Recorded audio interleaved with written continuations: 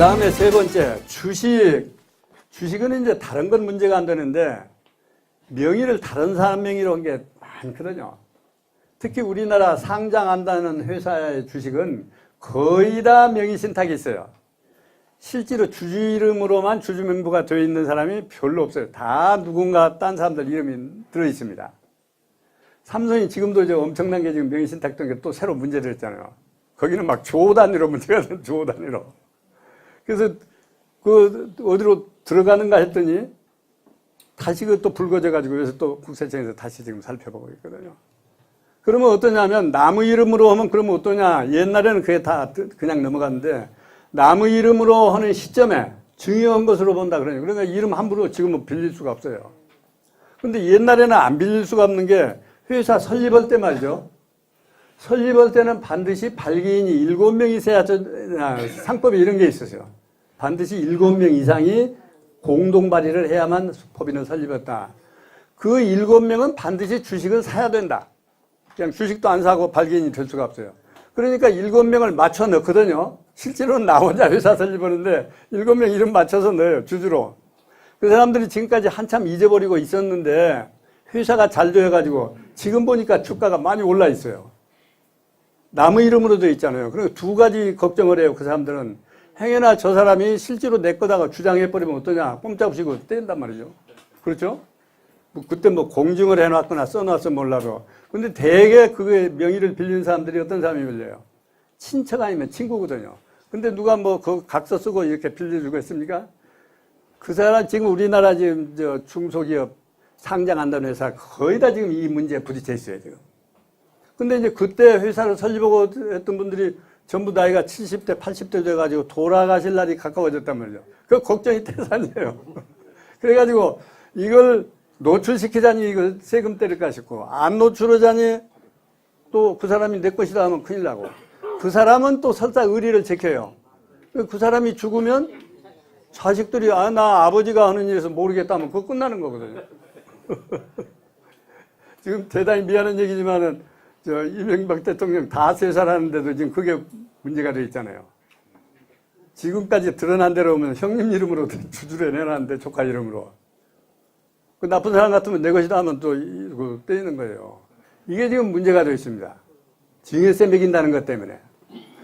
그래서 이거 함부로 이름 빌려줄 것도 아니고 또 빌려달라고 할 것도 아니고 지금 그런 어려운 점이 있어요. 그래서 이거 회사를 하신 분들은 이거 상담이 많아요. 이거 어떻게 하면 좋겠느냐. 실제로 또 뗀 사람도 많이 있어요. 특히 그 아들들이 나 모르는 일이다. 아버지가 해서 모르는 일. 그러면 꼼짝없이 떼는 거예요. 그런 문제가 지금 있습니다.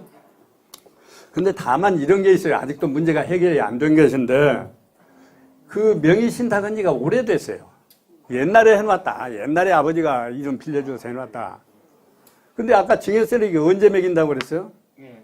명의를 빌리는 그 시점에 매긴다고 그랬어요. 근데 그 시점부터 계산하니까 세금을 받아갈 수 있는 시효가 있잖아요. 그 시효가 넘었어요. 가령 예를 들어서 10년 지나면 세금 달라고 못한다. 10년이 넘었어요. 그런 건 어떻게 할 거냐? 사실 안 내도 되거든요. 안 낸다기보다는 내가 뻗ting기면 돼요. 아이고 10년 넘었으니까 못 낸다 하면 사실은 못 받아가요. 근데 그것이 가끔은 또 판결이 왔다 갔다 해요. 판결이. 그래서 이거 좀 문제가 있다. 아마 여러분은 아마 그런 문제 별 없는 것 같은데. 시골에 땅을 여기 이제를 모두한테 해줬어요. 그랬다가 본인도 대통령께서 자기 소유래도 딴 사람하고 그런 얘기를 있으면 그래서요. 부동산은 해결이 됐어요. 왜냐하면 부동산 실명법이라고 하는 걸 만들 때 부동산은 명의신탁에 대해서 과세한다는 말을 빼버렸어요. 부동산은. 그래서 부동산은 명의를 했더라도 좋은데 이 국세에서 그건 과세 안 한다고 해주니까 지방세에서 그럼 과태료를 매기겠다. 나무 이름으로 했으니까 과태료가 50%나 붙어요. 그렇게 이해해 주시면 되겠습니다. 그 다음에 또 밑으로 더 내려갑시다. 재산을 신탁한 경우, 우리는 이제 신탁을 잘 안 하죠. 우리 한국 사람들은 익숙하지 않죠. 근데 남에게 신탁에는, 그러니까 신탁하고 명의신탁하고 차이가 어디가 있어요? 아까는 명의신탁하면 증여세를 매긴다 그랬는데 이번에는 명의란 말이 빠지고 그냥 신탁하면 또 뭐 어쩌고 저쩌나 그랬는데 차이는 뭐냐면 신탁은 신탁법이라는 법률이 있어서 신탁법에 의해서 신탁을 한 것은 그건 적법한 것으로 봐줘요. 괜찮아요. 세금 안 매겨요. 명의신탁이라는 건 뭐냐면 그 말이 없이 그냥 둘이만 알고 남의 이름만 그냥 빌린 거예요. 이게 명의신탁입니다. 그러니까 명의신탁은 과세를 하지만은 정식 신탁을 한 것은 과세는 안 한다. 왜냐하면 신탁한 것은 본래 신탁자의 것으로 봐요. 가령 내 재산인데 신탁회사 맡겨놨어요. 누구 겁니까? 이름은 신탁회사 걸로 되어 있지만은 실제로는 내 거니까. 그래서 그건 안 매겨요. 그 다음에 보험료도 마찬가지. 보험료는 아버지가 냈어요. 그런데 보험금은 아들이 받았다. 그러면 이것도 문제다. 그러지 않겠어요? 그 다음에 채무를 면제받은 금액. 이건 뭐냐면 내가 돈 받을 것이 있는데 저 사람 불쌍하고 해서 그건 주지 말아라. 나 포기하겠다. 채무를 면제해 줬어요. 그럼 그 면제받은 사람 아주 좋죠? 또 면제해 준 사람 좋은 일 했죠? 어려운 사람 면제를. 근데 왜 증여세를 매겨요? 면제받은 사람한테. 돈으로 받은 거나 빚을 갚을 거나 안 갚은 거나 똑같다 그런 얘기죠. 그렇죠? 이런 게 있어요. 그 다음에 7번째, 금전을 무상대출에 대한 이익. 이건 무슨 얘기냐면 돈을 빌려주었어요. 돈을 빌려주니까 아주 준 건 아니죠? 또 받아올 거죠? 그럼 그동안에 이자 안 받았더라. 그러면 그 이자가 증여다. 이렇게 보는 거예요, 이자가. 이자가 증여다. 그 다음에 부동산 무상사용도 마찬가지입니다. 내가 놀고 있는 대지 있어서 이거 여기다 좀 뭐 써라. 네가 이용해라, 그동안에.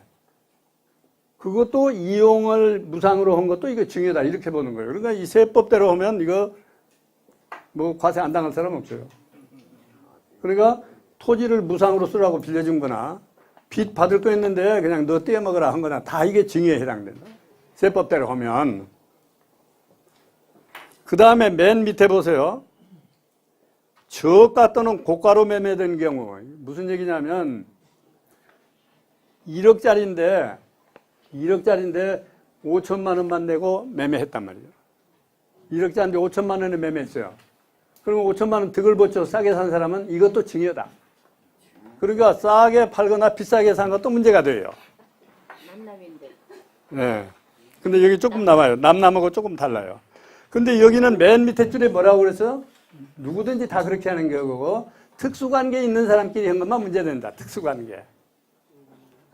그렇죠? 특수관계 있는 사람끼리 싸게 팔아도 문제고 비싸게 사줘도 문제고 그렇습니다. 가령 5천원만 원짜리인데 1억에 사줬어요 내가. 그러면 거꾸로 상대방이다. 상대방이 증여인 거다. 그러니까 이쪽으로도 증여로 보고 이쪽으로도 증여로 봐요. 특수관계 있는 사람끼리는. 그래서 요 조금 있다가 특수관계 있는 사람 설명을 좀 할게요. 그런데 문제는 전부 다 하는 게 아니고 그 차이가 싸게 팔았느냐 비싸게 팔았느냐 하는 그 차이가 30% 이상 벌어진 경우만. 그러니까 여러분 혹시 그런 거래를 하려면 친족끼리 하거나 차이가 30% 안 나게 하면 돼요. 30% 차이가 더 났더라. 그 차이는 증여다. 이렇게 본다는 거죠. 그러거나 아니면 어떤 것은 30%가 아니고 10% 차이밖에 안 났어요. 그런데 금액으로 따지니까 3억이 넘었더라. 이것도 또 문제가 돼요. 그러니까 어떻게 생각해야 하냐면 비율로 따라서 비율을 내보니까 30%가 안 되거나 금액으로 해보니까 3억이 안 되거나 이건 봐주는데 둘 중에 하나 초과하면 그 차액이 다 증여다. 그래서 이건 많이 걸려요. 특수니까 그래요. 아까 한 집 간에 배우자 상호 간에 또는 부자 간에도 매매가 가능하다고 그랬죠. 그러니까 또 이걸 계산해 봐야 돼요. 차이가 얼마나 나느냐. 이거 아니면 또 세금 매기니까.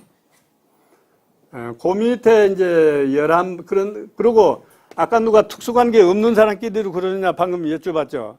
특수관계 없는 사람은 일반적으로는 다 안 매겨요. 특수관계도 없는데 좀 싸게 팔고 사고 했다. 이건 안 매기는데 다만 그 차익이 3억이 넘으면 특수관계 없더라도 이게 증여세 매긴다. 3억 이상 차이가 나면. 그러면은 특수관계 그 부분은 어느 수업까지예요? 뭐 사춘이 그래서 이제 설명하려고 그럽니다. 그 다음에 3번이라고 되어 있습니다. 과세에서 제외하는 것때 증여세도. 첫째는 뭘 과세하느냐면 부부간에나 이렇게 유자료로 주죠. 유자료로 준 것은 증여로 안 봐요. 유자료. 그러니까 어떤 사람들은 유자료로 유장을 하는 사람들도 많이 있어요. 이거 유자료다. 유자료로 준 것은 과세 안 합니다. 그래서 저 이혼할 때 유자료 주죠? 그건 과세 안 해요. 이혼을 해야지 위자료를 이제 묻지. 그러니까 그걸 안 해도 제가 대표적인 얘기를 이혼뿐 아니고 우리가 살다가 보면 유자료 주는 수가 있잖아요. 유자료. 유자료는 증여로 안 본다는 얘기예요. 유자료. 그런데 이제 근데 가끔 걸리는 사람이 있어요. 유자료를 뭐 돈으로 주거나 다른 걸로 주면 유자료가 확실하면 세금 안 매기는데 부동산으로 줬어요. 이건 먹고 떨어져라. 집을 한 채 준다든지. 그러면 그 자체로 증여로는 안 봐요. 증여로는 안 받는데 준 사람한테 양도소득세를 매겨요. 왜 그러냐면 가령 10억짜리 주었다 그러면 현금으로 10억 주면 과세 안 해죠. 근데 10억짜리 건물로 주었어요. 그러면 내가 건물을 팔아서 10억을 준 거나 마찬가지지 않냐. 그럼 팔 때는 양도소득세 내야 되잖아요. 그 양도소득세를 내요. 그래서 어떤 사람은 이혼하면서 이렇게 집을 한 채 주고 나서 양도소득세가 덜컥 나왔어요. 그 세금을 매긴단 말이죠. 왜 그러냐 그러니까 이것은 부동산을 주었기 때문에 양도소득세를 내야 된다. 그걸 팔아가지고 현금으로 준 이치하고 같지 않느냐. 그래서 매깁니다. 이거 주의하면 돼요. 뭐 이혼해서는 안 되겠지만 하여튼 이런 얘기가 있습니다. 그 다음에 마지막으로 민법에 의해서 재산 분할을 한 경우 이런 얘기가 나왔습니다. 요새 이제 그거 많이 흔해졌어요. 이혼을 떼는 게 아니고 살아 있으면서도 할 수 있거든요. 재산 분할. 그 10억이 지금 모아졌는데 그 중에 5억은 내 몫이다. 내놔라. 흔히 한다면 특히 여자들이 남자한테 많이 하죠. 그래서 재산 분할을 통해서 가져가는 것은 증여로 안 봐요. 옛날 같으면 다 남자들 소유로 대부분 돼 있어서 이거 증여세 매기고 했는데 지금은 재산을 이렇게 쪼개갔다. 그 이제 과세 안 합니다. 그런데 단순히 자기들끼리 합의해서 둘이가 합의해서 이렇게 쪼갠 것은 잘 인정 못 받아요. 그럼 어떻게 해야 돼요? 판결을 받아요. 판사가 그러면 얼마 10억 줘라, 5억 줘라 이렇게 판결을 받아서 가져오는 건 증여를 안 본다.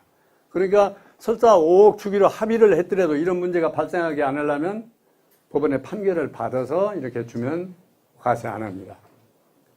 그래서 요전에 재미있는 얘기 한번 했죠, 제가. 이렇게 재산 분할을 했는데 실제로 한 것 같죠. 재산 분할을 해놓고 보니까 부부에 같이 살더라.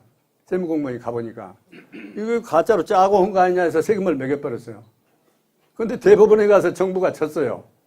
아니 쪼개놓고 분할해놓고 또 같이 살 수도 있는 거지. 그렇다고 해서 아무 증거 없이 같이 산 거 보니까 이거 짜고 온 거다. 이렇게 할 수는 없지 않냐 해서 대법원에서 이겼더라고, 납세자가. 공동명의하고 이거하고 다른 얘기예요. 그렇죠. 다르죠. 공동명의는 처음부터 네 몫이 내 몫이가 등기에 다 되어 있잖아요. 공동명의니까. 살다가 공동명의로 바뀌는다며. 아니 그것은 이제 아까 증여고 원칙으로는 증여고 가령 내 한 사람으로 되어 있는데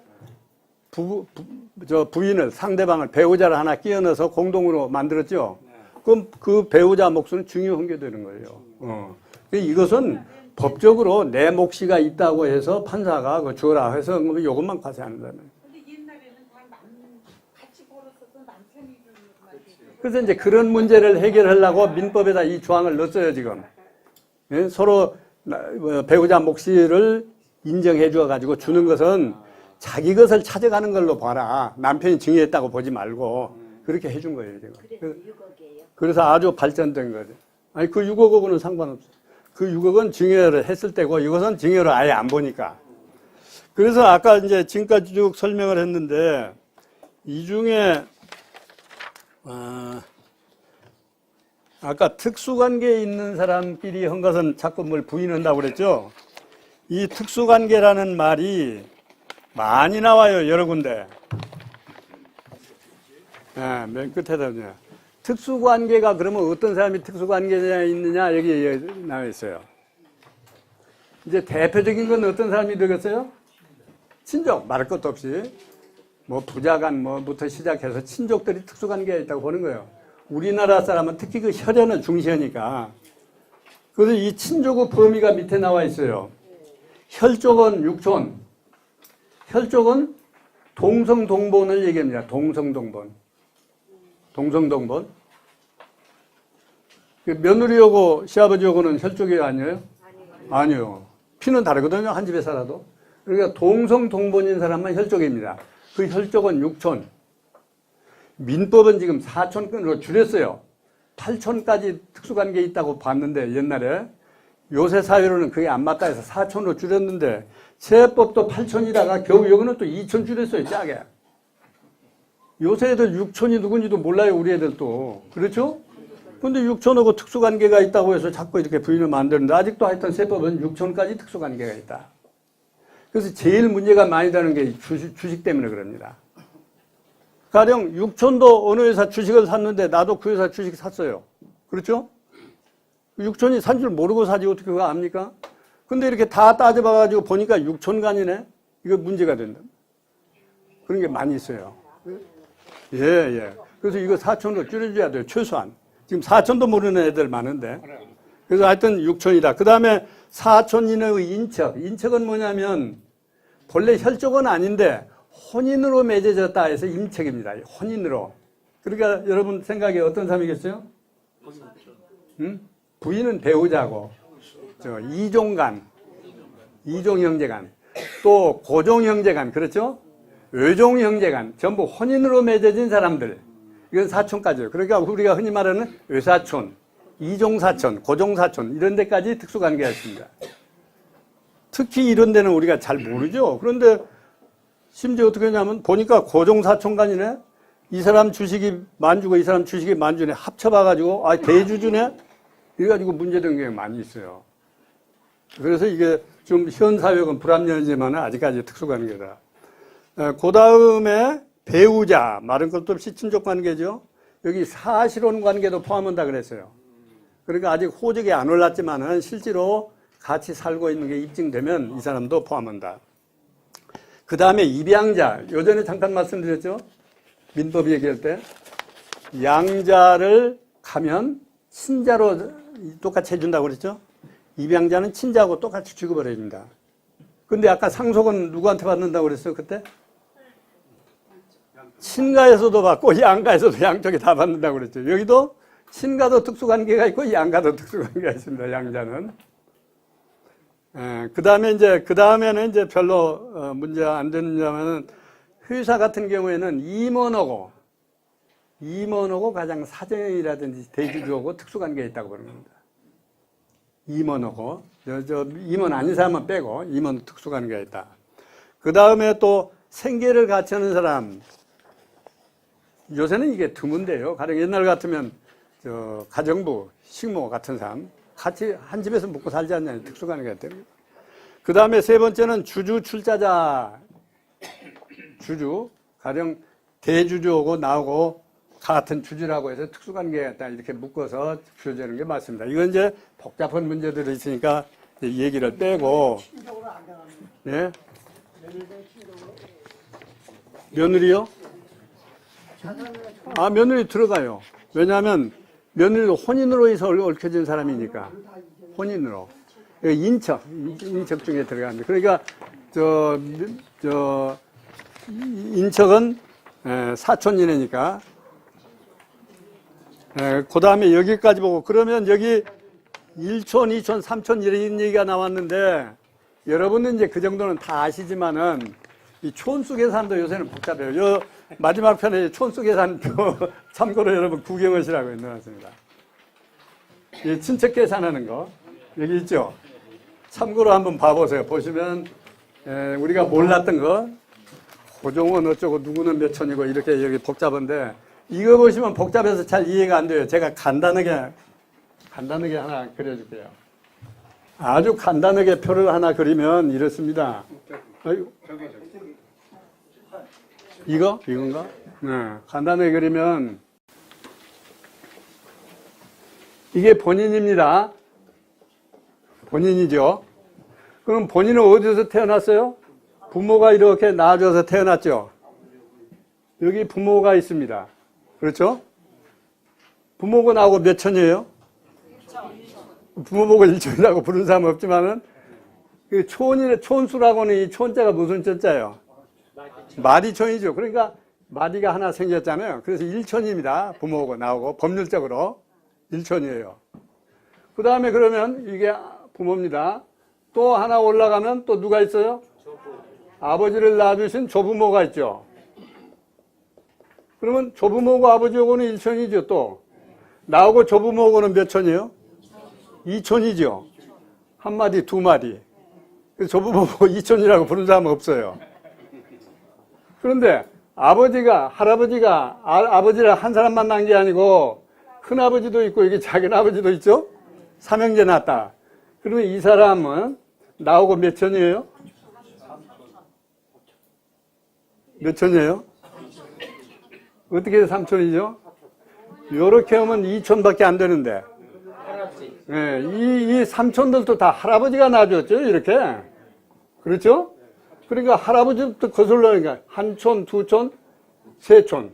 이게 나오고 그래서 3촌이 되는 겁니다, 이게. 그 다음에 그러면 이 3촌들도 또 아들을 낳죠? 그렇죠? 3촌들도 아들을 낳았을 거 아니에요. 나오고 같은 줄에 이렇게 소개되어 있어요. 학렬이 같다고 그러죠, 이게. 이게 몇 촌이에요? 4촌. 한 단계 더 늘었으니까 나오고 4촌이 되는 거예요. 이렇게 계산한다 그러죠, 이 계산 방법이. 근데 이게 보니까요, 우리나라에만 뭐 이런 게 있는 줄 저도 알았는데, 이 근원을 살펴보니까 이게 로마식 촌수계산법이라고 그럽니다. 그러니까 서양 사람들도 이렇게 따졌던가 봐요. 이 계산법이 뭐냐 책에 보면 이게 로마식 촌수계산법이다. 이렇게 따지면 아주 간단해요. 그럼 금방 촌수가 따져집니다. 그러면 여기 할아버지 외에 또 한 사람 있었겠죠. 누굽니까? 증조지요. 증조 할아버지. 또 이렇게 낳았을 거 아닙니까? 이렇게. 그렇죠? 증조 할아버지에 또 이틀로 내려 이 사람은 나오고 몇 촌이에요? 6촌이 되는 거죠. 6촌. 6촌을 보통 뭐라고 그래요? 나오고 사이를? 6촌간이다 이래도 되지만은 제당숙이죠. 여기서 여기가 당수이고 이건 나오고 6촌간이 그러니까 제종형이 제종형이 되는 거예요. 6촌이. 그러니까 이 세법대로 오면 요 안에 들어 증조 할아버지 후손은 다 이렇게 따져서 다 이게 특수관계야 돼. 이렇게 보는 거예요. 아까 6촌까지라고 그랬죠. 그러니까 증조 할아버지부터 따져야 돼요. 나오고 증조 할아버지는 또 몇 촌이에요, 그러면? 4촌. 1촌, 2촌, 3촌. 그러니까 증조 할아버지 후손은 전부 다 나오고 특수관계가 있어요. 이거 따질 수도 없더라고요, 현대에서. 근데 세법에다 6촌은 다 특수관계가 있으니까 조심해라. 응? 싸게 줘도 안 되고 비싸게 사줘도 안 된다. 지금 그런 얘기예요. 증여세 매긴다. 복잡합니다. 이것은 이제 간단히 그리는 거고, 여기 그 나눠드린 표에 보면 훨씬 자세하게 여기 설명해 드려 있으니까 재미삼아서 한번 따져보세요. 어떻게 되는 건지. 이렇게 되어 있습니다. 오늘은 여기까지 얘기를 하는데요.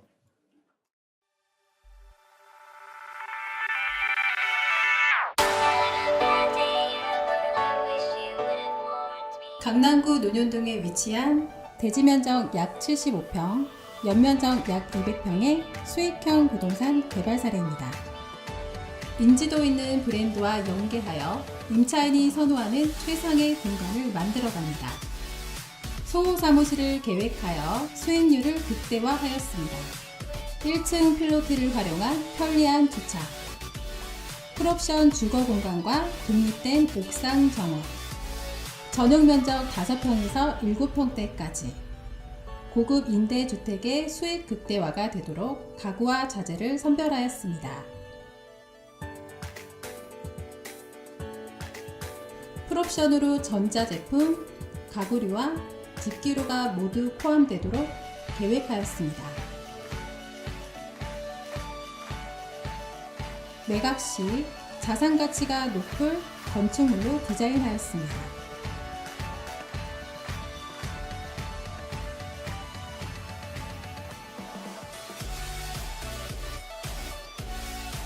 보유 부동산과 투자 부동산의 탁월한 시장 분석과 주거 공간의 경험으로 최고의 품질과 최상의 수익을 함께 창출해 나가겠습니다.